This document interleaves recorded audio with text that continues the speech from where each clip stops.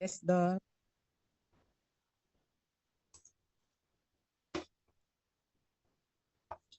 Okay, so good day again, everybody. Today we will begin one of the most important foundational topics in public health and clinical practice, HIV and AIDS. As future nurses, medical technologists, biologists, and therapists, you will play a major role in prevention, diagnosis, patient education, laboratory testing, and ensuring compassionate care.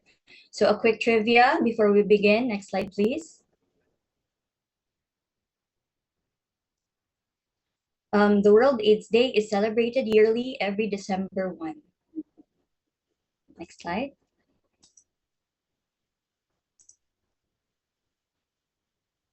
For a while.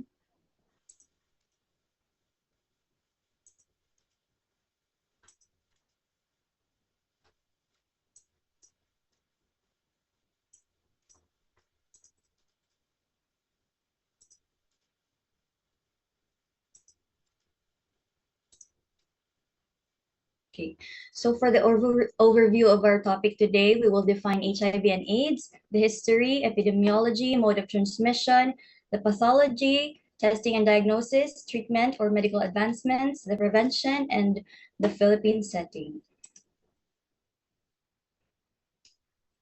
So what is HIV? It is an RNA virus belonging in the genus lentivirus from the Retroviridae family. Retroviruses are diploid, meaning these viruses carry two complete and identical copies of their genetic material and have reverse transcriptase, which is an enzyme that helps convert its RNA genome into the DNA within the host cell, so which is us humans. Next slide, please.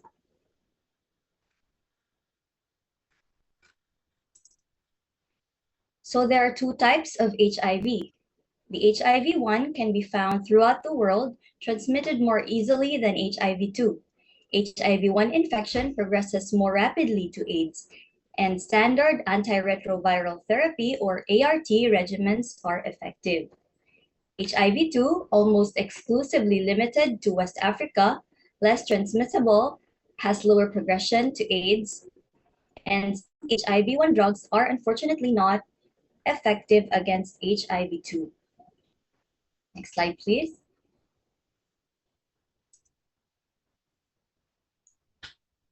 So AIDS is the late stage of HIV infection that occurs when the body's immune system is badly damaged because of the virus.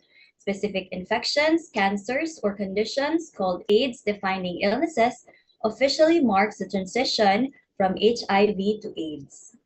Next slide, please.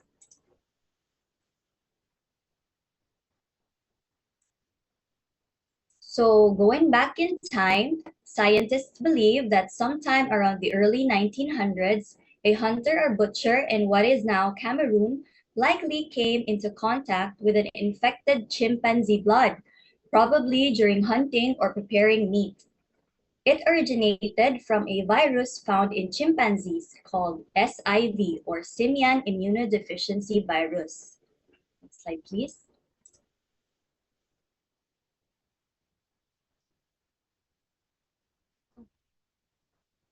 Sorry, previous slide, please. Yeah, okay. Next slide, please. So in the early 1980s, a doctor in Los Angeles and New York began noticing something unusual. Young, healthy men were showing up with rare infections like pneumonia, pneumocystis pneumonia, and others had Kaposi sarcoma, a cancer normally seen in elderly patients. These cases made no sense at that time, so the immune systems of these young men seemed to be collapsing for no known reason. Next slide, please. So in the year 1983, the first identification and isolation of the virus happened through Dr. Montagnier's team in France, to which they called it as LAV, or lymphadenopathy associated virus. Then in the year 1984, through Dr. Gallo's team in US, they confirmed that the virus that they called HTLV3 or human T lymphocyte virus is the cause of AIDS. Although their virus turned out to be the same as the one identified in France by Dr. Montagnier, their work helped prove that this new virus was definitely the cause of AIDS. So eventually, official naming of HIV happened in the year 1986. Next slide, please. So in the Philippines, HIV cases have increased significantly over the last decade, especially among younger populations. This is why your role is crucial. You belong to this generation of healthcare workers who will shape the trajectory of this epidemic. And according to WHO, there are 57 newly diagnosed cases every day in the year 2025. New HIV cases rose from 4,400 in 2010 to 29,600 in 2024, which is an increase of 550%.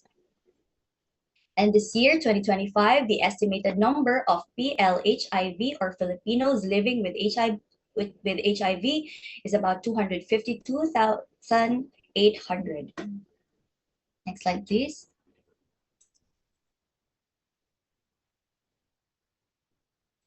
So global data from WHO shows that approximately 40.8 million people are living with HIV at the end of 2024.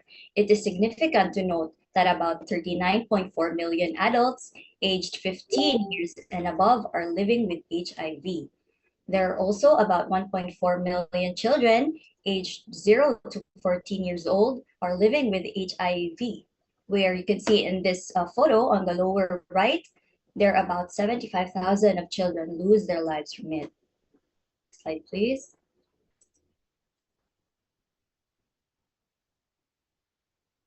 So for the modes of transmission, HIV is most commonly spread through unprotected sexual contact with an infected person.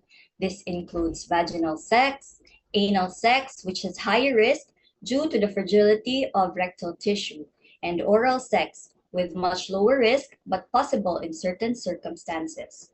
Transmission occurs because HIV is present in semen, vaginal fluids, rectal secretions, and genital sores. Also, HIV can be transmitted when the infected blood directly enters another person's bloodstream. This can occur through sharing needles or syringes during drug use, blood transfusions with unscreened blood, which is rare today due to strong safety systems. Also, blood-to-blood transmission can occur in contaminated medical equipment in settings lacking proper sterilization.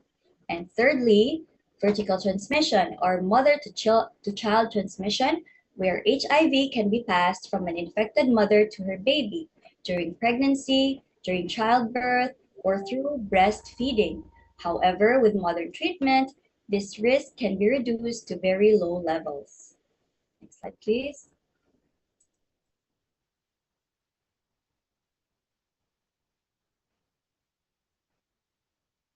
So guys, what do you think? Can HIV be transmitted through kissing?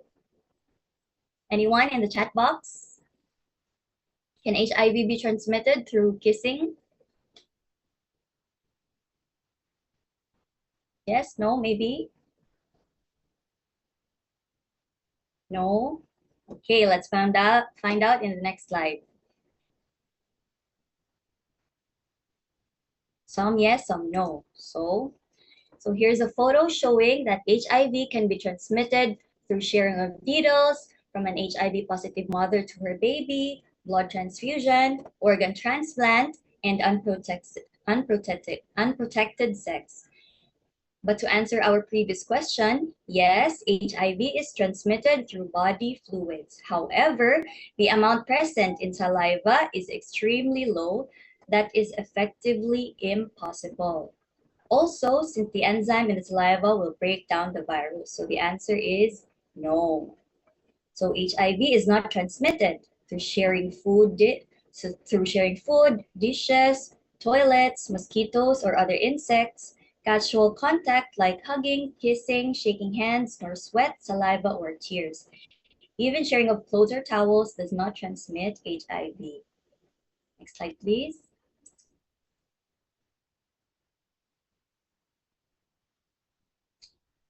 So do you guys recognize the lady in the photo?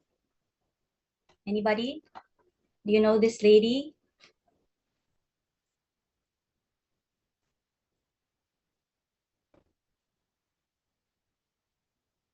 This is a very famous lady in the history of time. Anyone? Yes, very good. This is Princess Diana, yes. So let me take you back to April 9, 1987. It is a time when fear and misinformation about HIV/AIDS were rampant. Many believed the virus could be spread through touch, leading to widespread stigma and isolation of those affected. So in this photo, we see Princess Diana shaking hands without gloves with an HIV positive patient. Next slide, please.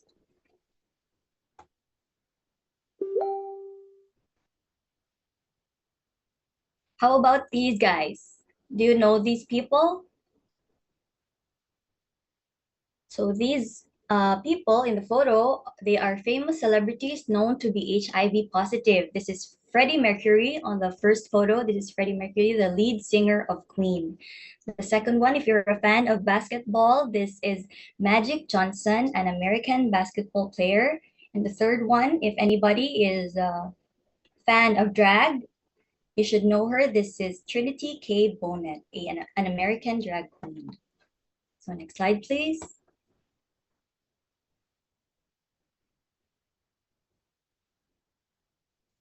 So how does HIV come about? First is entry and infection. HIV enters the body through blood, sexual fluids, or from mother to child. As you can see in the illustration, the virus has a glycoprotein called GP120 found on the surface of the virus. It plays a crucial role in the virus' ability to infect hosts by binding to the CD4 receptors on the T helper cells or the T cells of humans. The CD4 T cells, which are key cells that direct the immune response, are targeted by the virus. Next slide, please. Second is reverse transcription. So once inside, the HIV uses an enzyme called reverse transcriptase, represented as the yellow ball in the photo. Its role is to convert HIV RNA into DNA. This new viral DNA is inserted into the host cell's DNA, turning the cell into a virus factory, parang zombie. Then third is viral replication. The virus integrates its DNA into the host cell nucleus. What is the role of the nucleus, guys? So we can recall that the nucleus is responsible for gene expression and replication, right? So once inside, the infected CD4 cell now produces new HIV particles. These new viruses leave the cell, destroy it, and go on to infect more CD4 cells. So over time, the count of CD4 cells, which is responsible for immunity and fighting off infection, will drop. And in turn, the immune system becomes weaker and cannot effectively fight infections. Therefore, will proceed to progressive immune system damage. Next slide, please. And ultimately, if the patient has not taken medicine to fight HIV, development of AIDS will happen.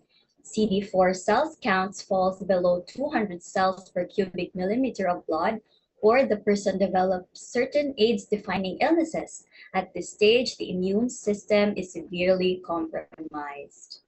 So the patient is very weak at this time now. Next slide, please. So we'll now name some of the AIDS-defining illnesses. First is pneumocystis jirovecii pneumonia, or PCP. It is a serious lung infection caused by the fungus Pneumocystis jirovecii. The symptoms typically include fever, dry cough, and difficulty breathing. This condition is a major cause of morbidity and mortality among immunocompromised patients. So look at the photo on the left. It looks so messy, and there are a lot of infiltrates in the lung parenchyma compared to the normal lung on the right. It is supposed to be filled with air, but the lungs on the left show prominent inflammation. And those purple circle figures on the photo are the fungi. Next slide, please. Next is Kaposi sarcoma. The primary cause of Kaposi sarcoma is infection with human herpes virus 8. It is a type of cancer that forms in the lining of blood vessels and lymph vessels, often presenting as purple, red, or brown lesions on the skin. It also appears as tumors on the mucosal surfaces, like in the photo shown, such as inside the mouth, but can also develop in other parts of the body, including the lymph nodes, lungs, and digestive tracts. Next slide, please. Next is candidiasis. So it is a fungal infection caused by an overgrowth of the yeast called Candida albicans, which normally lives in the body without causing harm. It can lead to various health issues like vaginal yeast infections, oral thrush, like in the photos shown, and invasive candidiasis, which can affect the bloodstream and organs. Common symptoms include white patches, soreness, and difficulty swallowing when it affects the mouth, and while vaginal candidiasis may cause itching and discharge. Next slide, please.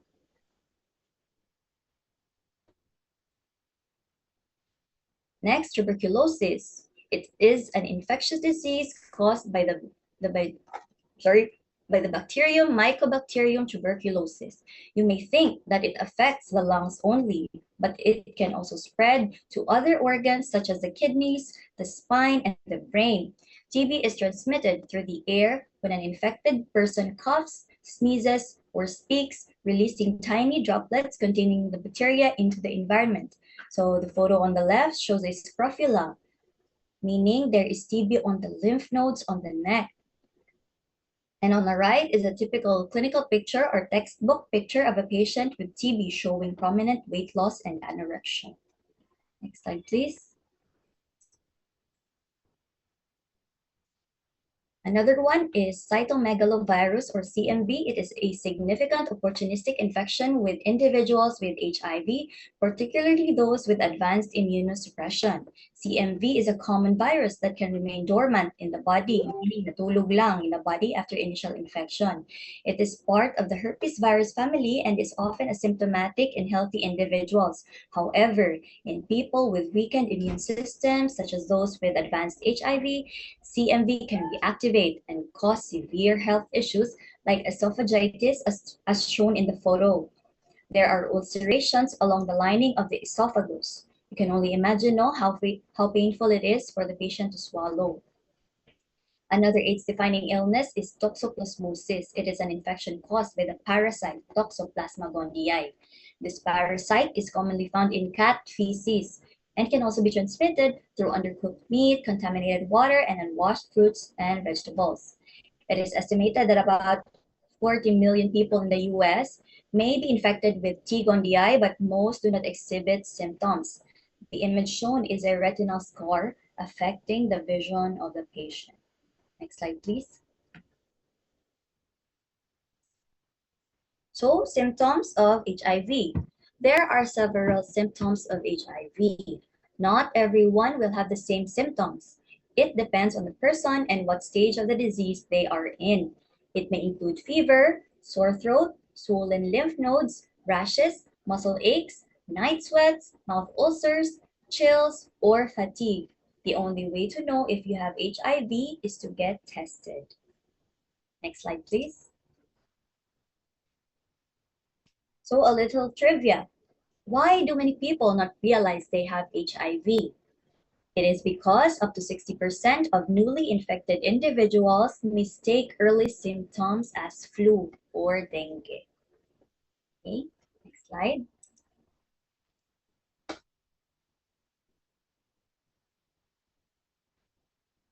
So this chart illustrates the natural progression of HIV infection over time, highlighting the key changes in CD4 count, yung cell in the that fight off infection, the viral load or the number of viruses in the body, and the corresponding clinical phases. So first phase is acute HIV infection, which occurs often within 2 to 4 weeks after exposure and can last up to 12 weeks. So during this phase, the viral load spikes dramatically. You can see the green line, while CD4 count drops sharply, the blue line. You can see, no? So the green one, it increases, and the blue line decreases. So the patients in this time may experience flu-like symptoms through though some remain asymptomatic. Next is chronic HIV infection, also called the clinical latency stage, which can last for several years. However, here the viral load stabilizes at a lower level and the CD4 counts gradually decline. So people may feel well sometimes, but the virus continues to replicate and damage the immune system. And eventually, it progresses to AIDS as the final stage. It's defined by the CD4 count below 200 cells per cubic millimeters, or the presence of certain opportunistic infections, as what we've mentioned earlier. So the viral load increases again, and without treatment, life-threatening complications can occur. Next slide, please. So for the diagnosis, for presumptive diagnosis, the detection of antibodies by ELISA is possible. So ELISA stands for Enzyme-Linked Immunosorbent Assay. However, there are some false positive results with this test because the test detects antibodies for a different substance or disease. And for the definitive diagnosis, we use Western blot analysis. So if antibodies for HIV are present, they will bind to the viral proteins and will help confirm the diagnosis of HIV. Next slide, please. So over the past few decades, HIV has shifted from a life-threatening illness to a manageable chronic condition because of major medical advancements.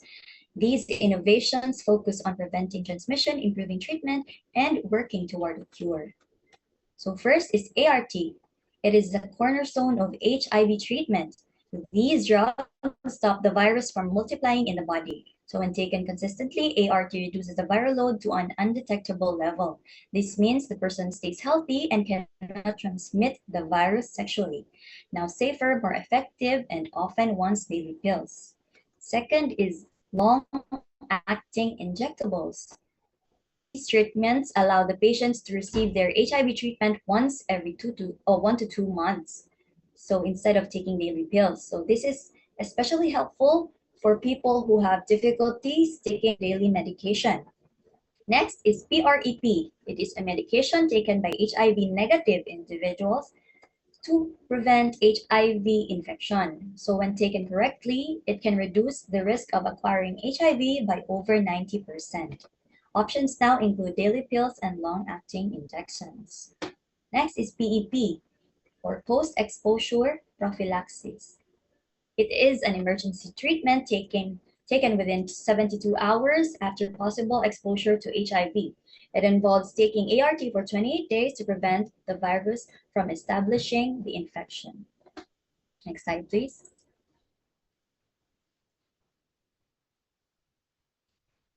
There is also improved HIV testing like rapid tests, self-testing kits. HIV self-test kits allow people to check their HIV status at home. This increases access to testing, especially for individuals who may fear stigma or mahadlok ma-judge or lack access to clinics. Also, ongoing research on two main cure strategies. First is functional cure, controlling HIV without daily medication. And second is a sterilizing cure to completely eliminate HIV from the body. There are also researches on vaccines, gene, and immune-based therapies. So these advancements have transformed HIV from a fatal illness into a condition that people can live long, healthy lives. So continued research and improved access to treatments are key to eventually ending the HIV pandemic. Next slide, please. So guys, what do you think is the most practical no-cost prevention? Walang bayad. Most practical prevention of HIV. Anyone? Most practical no-cost prevention? Abstinence, very good. So a famous person once said, never magpataka og install, no, by Sherwina Balls. So if not, number one is use condoms. Always use condoms correctly during vaginal or anal sex. Condoms are highly effective in preventing HIV and other sexually transmitted infections or the STIs. Number two is regular testing. Importance of testing is essential. It is essential for sexually active individuals, especially those with multiple partners or those who engage in high-risk behaviors. Knowing your status helps in taking appropriate preventive measures. Third is when a pregnant woman is diagnosed with HIV, early and consistent treatment with the ART is essential. ART works again by suppressing the virus in the mother's body, which dramatically lowers the chances of passing the HIV to her baby. Number four is avoid sharing needles. If you use injection drugs, always use sterile needles and never share them. Also for the medtech students here, when you go to the hospital setting, be very, very careful with handling needles, even nurses, okay? Because that accident is very common, no, in hospitals. Number five is education and awareness. Understanding of how HIV is transmitted and the importance of prevention strategies can empower individuals to make informed choices about their health. So by implementing these strategies, individuals can significantly reduce their risk of HIV infection and contribute to their overall effort to end HIV pandemic. Number six, HIV screening is not just for those considered high risk. In fact, many people living with HIV don't know they're infected and may unknowingly transmit the virus to others. That's why the health authorities like WHO and CDC recommend routine HIV screening for everybody aged 13 to 64 at least once in their lifetime, and more frequently for those with ongoing risk factors. Next slide, please. So who are those people with ongoing risk factors? Next slide, please.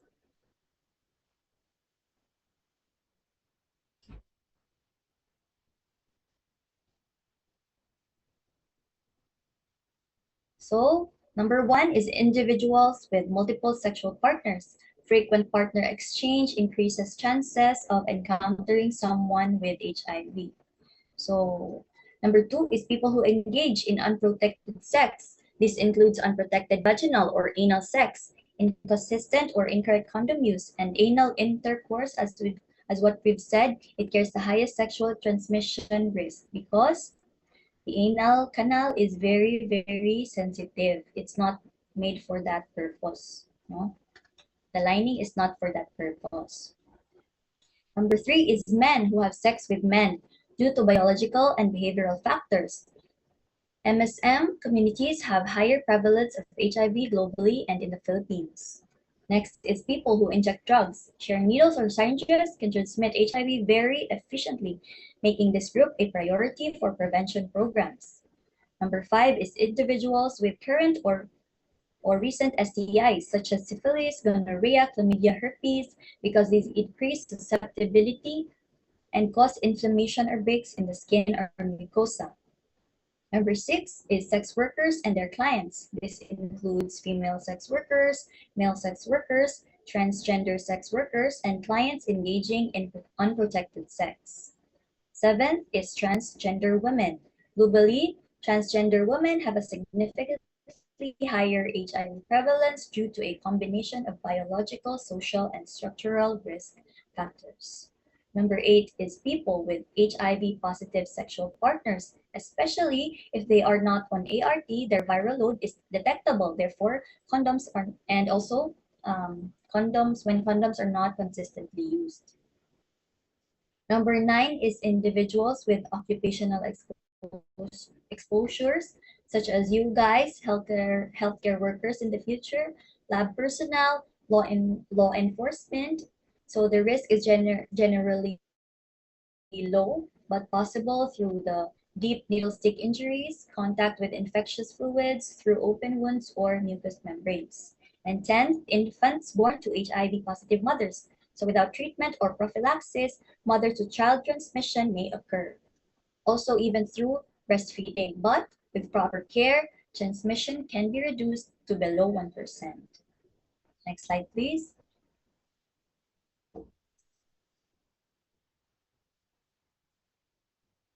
So in the Philippine setting, Republic Act 11166, called the Philippine HIV and AIDS Policy Act of 2018, is a law that strengthens the country's response to HIV by promoting education, testing, treatment, care, and anti-discrimination measures. First, it promotes the accessible and voluntary HIV testing. So, testing must be voluntary, no? Walay pugsanay, with informed consent. No forced or mandatory testing. The minors aged 15 to 17 can get tested without parental consent if assessed as mature enough. Number two, it ensures confidentiality of HIV status medical records, and HIV results are strictly confidential. So in the future, if you guys know anybody who is HIV positive, no, you are not allowed to disclose their names and their status. Unauthorized disclosure of the status of your patients is punishable by law. Number three, it provides free treatment, care, and support to people with HIV. So they are entitled to free antiretroviral therapy or ART, counseling, and laboratory monitoring. Next slide, please.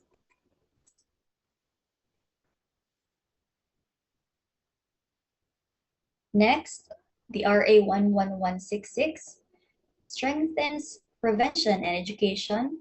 So schools, workplaces, and communities must include HIV education programs to promote safe practices and awareness campaigns.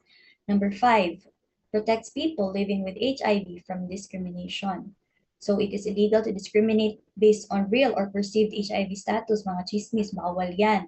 It applies to employment, education, health services, and public services. Number six, it improves national coordination. So this law aims to establish structures like the Philippine National AIDS Council or the PNAC that guides national planning and response efforts to HIV. Next slide, please. So as health professionals, in the future, nurses, biologists, respiratory therapists, and other medtech professionals complement each other. Nurses provide holistic care and education, medtechs ensure accurate diagnostics, the biologists will be involved in the research, and therapists will be involved in caring for those with HIV. So together you form the backbone of HIV care. Next slide, please. So, in conclusion, HIV today is not a death sentence. With proper management, patients can live normal lives. Your responsibility is to support them through information, skillful practice, and compassionate care. Next slide, please.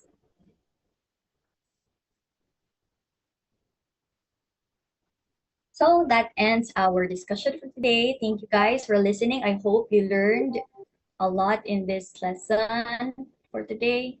So do you guys have any questions?